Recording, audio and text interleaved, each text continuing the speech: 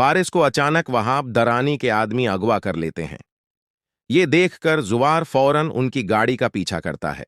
दूसरी तरफ सिकंदर घबराकर behज़ाद शाह के पास जाता है और बताता है कि पारिस को किसी ने अगवा कर लिया है। ये सुनकर behज़ाद शाह परेशान हो जाते हैं और कहते हैं कि किसी भी तरह मेरी बेटी को सही सलामत वापस लाओ और मालूम करो कि उसके पीछे कौन है। जुवार पारिस के मोबाइल की लोकेशन ट्रेस करते हुए वहाब दरानी के फार्म हाउस पहुंच जाता है।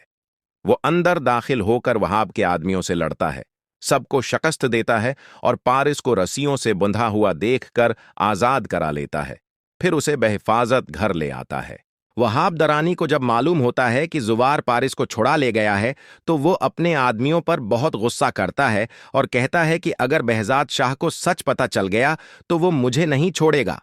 घर पहुंचने पर behज़ाद शाह अपनी बेटी को गले लगा लेते हैं और खुश होकर जुवार का शुक्रिया अदा करते हैं।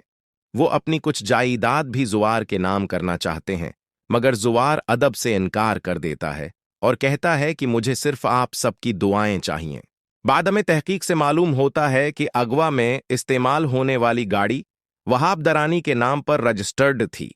ये खबर मिलते ही वहाब मिल्क से भागने के लिए एयरपोर्ट पहुंच जाता है, लेकिन जुवार पुलिस के साथ वहां पहुंचकर उसे गिरफ्तार करवा देता है और वो जेल चला जाता है।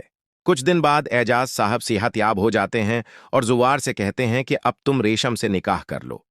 घर वालों की खुशी की खातिर जुवार हां कर देता है। जब behज़ाद शाह को इस शादी का पता चलता है तो वो पारिस को बताते हैं। ये सुनकर पारिस रोने लगती है और कहती है कि वो जुवार से मोहब्बत करती है।